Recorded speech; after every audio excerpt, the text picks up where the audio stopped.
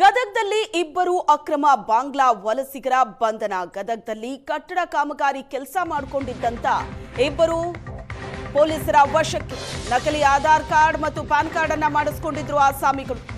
ವಸತಿ ಶಾಲೆಯೊಂದರಲ್ಲಿ ಕಾಮಗಾರಿ ಕೆಲಸ ಮಾಡ್ತಾ ಇದ್ದ ಇಬ್ಬರನ್ನ ಖಚಿತ ಮಾಹಿತಿಯ ಮೇರೆಗೆ ದಾಳಿ ಮಾಡಿ ಗದಗ ಪೊಲೀಸರು ವಶಕ್ಕೆ ಪಡೆದಿದ್ದಾರೆ.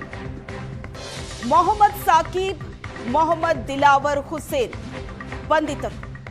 ವರ್ಷಗಳ ಹಿಂದೆಯೇ ಗಡಿ ದಾಟಿ ಬಂಗಾಳಕ್ಕೆ ಇಬ್ರು ಎಂಟ್ರಿ ಕೊಟ್ಟಿದ್ರು. ಬಂಗಾಳದಲ್ಲೇ ಏಜೆಂಟರ್ ಮೂಲಕ ನಕಲಿ ಆಧಾರ್ ಪ್ಯಾನ್ ಕಾರ್ಡ್ ಅನ್ನ ಮಾಡಿಸಿಕೊಂಡಿದ್ರು. ಇಬ್ಬರನ್ನ ಧಾರವಾಡದ ಆಶ್ರಯ ನಿಲಯದಲ್ಲಿ ಇರಿಸಿದ್ದಾರೆ ಪೊಲೀಸರು.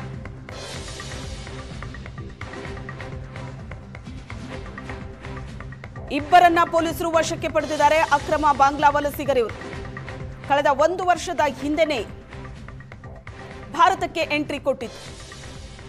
ಗದಗ್ನಲ್ಲಿ ಕಟ್ಟಡ ಕಾಮಗಾರಿ ಕೆಲಸದಲ್ಲಿ ಇಬ್ಬರು ಕೂಡ ಕಾರ್ಯನಿರ್ವಹಿಸ್ತಾ ಇದ್ರು. ನಕಲಿ ಆಧಾರ್ ಕಾರ್ಡ್ ಮತ್ತು ಪ್ಯಾನ್ ಕಾರ್ಡ್ ಕೂಡ ಇತ್ತು ಇವರ ಬಳಿ. ಇಲ್ಲಿನ ವಸತಿ ಶಾಲೆಯೊಂದರ ಕಾಮಗಾರಿ ನಡೀತಾ ಇತ್ತು. ಆ ಕಾಮಗಾರಿಯಲ್ಲಿ ಕೆಲಸ ಮಾಡ್ತಾ ಇದ್ರು.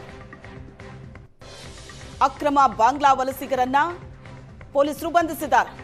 ಮಾಹಿತಿ ಪಡಿತಾ ಇದ್ದಾರೆ. ವಿಚಾರಣೆ ನಡೆದಿದೆ. ಒಬ್ಬ ಬಂದು ಆಲ್ಮೋಸ್ಟ್ 6 ವರ್ಷ ಆಗಿದೆ ಇಂಡಿಯಾಗೆ, ಇನ್ನೊಬ್ಬ ಬಂದು 12 ವರ್ಷ ಆಗಿದೆ.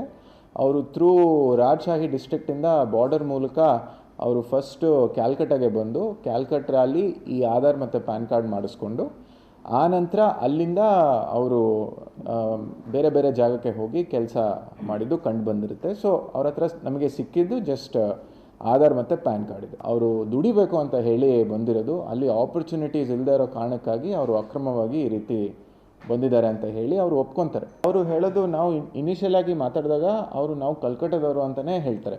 ಏನಕ್ಕೆ ಅಂತ ಹೇಳಿದರೆ ಅದು ಬಾರ್ಡರ್ ಇರೋ ಕಾರಣಕ್ಕಾಗಿ ಈ ಕಡೆ ಮಾತಾಡೋದನ್ನು ಬೆಂಗಾಲಿನೇ ಮತ್ತು ಆ ಕಡೆ ಮಾತಾಡೋದು ಬೆಂಗಾಲಿನೇ.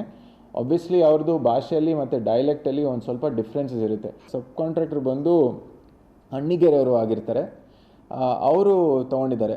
ಈಗ ನಾವು ಇನ್ನು ಕಾಂಟ್ರಾಕ್ಟ್ರಿಗೆ ನಾಲೆಡ್ಜ್ ಇತ್ತಾ ಅಥವಾ ಸ್ಪೆಸಿಫಿಕ್ ಆಗಿ ಇತ್ತಾ ಇಲ್ವಾ ಅಂತ ಹೇಳಿ ವೆರಿಫೈ ಮಾಡೋದು ಇನ್ನೂ ಬಾಕಿ ಇದೆ. ಒಬ್ಬ ಬಂದು ಅಕ್ರಮ ಬಾಂಗ್ಲಾ ನಿವಾಸಿಗಳನ್ನ ಗದಗ ಪೊಲೀಸರು ಸೆರೆ ಹಿಡಿದಿರ್ತಕ್ಕಂಥದ್ದು, ಅವರನ್ನ ಲಾಕ್ ಮಾಡಿದಂತಹ ಜಾಗದಲ್ಲಿ ಈಗ ಒಂದು ರೀತಿಯ ಆತಂಕದ ವಾತಾವರಣ ಸೃಷ್ಟಿಯಾಗಿರ್ತಕ್ಕಂಥದ್ದು. ನಾವೀಗ ಗದಗ ತಾಲೂಕಿನ ಹರ್ತಿ ಗ್ರಾಮದ ವ್ಯಾಪ್ತಿಯಲ್ಲಿರ್ತಕ್ಕಂತಹ ಮೊರಾರ್ಜಿ ದೇಸಾಯಿ ಕಟ್ಟಡ ಕಾಮಗಾರಿ ನಡೆಯುವಂತಹ ಸ್ಥಳದಲ್ಲಿದ್ದೇವೆ. ಇದೇ ಕಟ್ಟಡ ಕಾಮಗಾರಿಗಾಗಿ ಬಾಂಗ್ಲಾದೇಶದಿಂದ ಬಂದಂತಹ ಇಬ್ಬರು ಕಾರ್ಮಿಕರು ಇಲ್ಲೇ ವಾಸವಿದ್ದರು. ಸದ್ಯಕ್ಕೆ ಅವರಿಬ್ಬರನ್ನ ಕೂಡ ಪೊಲೀಸರು ವಿಚಾರಣೆಯನ್ನು ನಡೆಸಿ ವಶಕ್ಕೆ ಕೂಡ ಪಡೆದಿರ್ತಕ್ಕಂಥದ್ದು.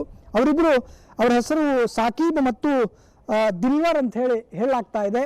ಕಳೆದ 2 ತಿಂಗಳಿಂದ ಗದಗ ನಗರದ ಹೊರವಲಯದಲ್ಲಿರ್ತಕ್ಕಂಥ ಈ ಒಂದು ಕಟ್ಟಡ ಕಾಮಗಾರಿಗೆ ಅವರು ಬಳಕೆ ಆಗ್ತಾ ಇದ್ರು. ಅವರು ಇಲ್ಲೇ ಇದ್ಕೊಂಡು ಕೆಲಸವನ್ನು ಕೂಡ ಮಾಡ್ತಾ ಇದ್ದರು. ಇದರ ಪಕ್ಕದಲ್ಲೇ ಇರ್ತಕ್ಕಂಥ ಒಂದು ಬಿಲ್ಡಿಂಗ್ನಲ್ಲಿ ಅವರು ವಾಸ ಇದ್ರು ಅನ್ನೋ ಮಾತುಗಳನ್ನು ಕೂಡ ಇಲ್ಲಿಯ ಸ್ಥಳೀಯ ಕಾರ್ಮಿಕರು ಹೇಳ್ತಾ ಇದ್ದಾರೆ.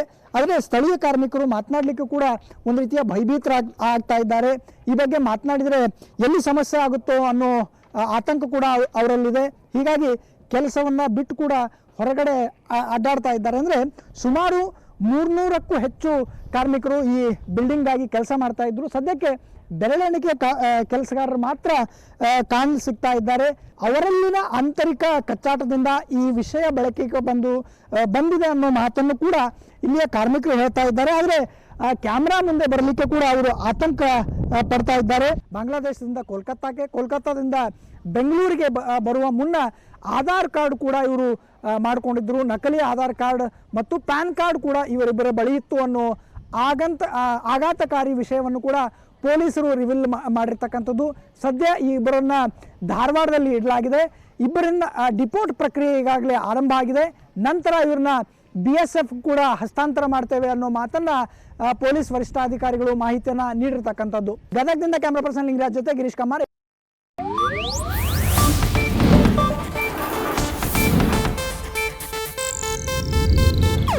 ಇದು ಏಷ್ಯಾನೆಟ್ ನ್ಯೂಸ್ ನೆಟ್ವರ್ಕ್ ಪ್ರಸ್ತುತಿ.